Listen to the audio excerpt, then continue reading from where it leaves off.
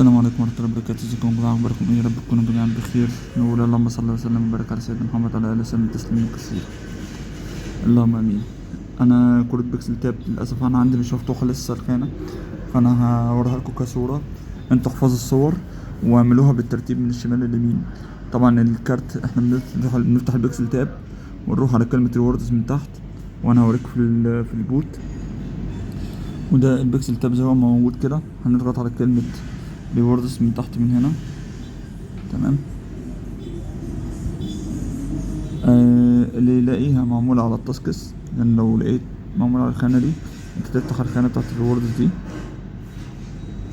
هتلاقي عندك الديلي كومبو اهي. تمام. انت هتضغط على كلمة بلاي من قدامها. انا عندي طبعا لسه 9 ساعات، فطبعا مش مفتوحة عندي الخانة. مجرد ما تضغط بلاي هيفتح لك 4 مربعات تحط فيهم الكروت هتحطها بالترتيب زي ما انا هوريها لك في الصورة كده عشان تاخد الكروت بتاعتك. تعال نشوف في الصورة ترتيبها ماشي ازاي. ده اول كارت، ده شكله. تمام. وده تاني كارت، ده شكله.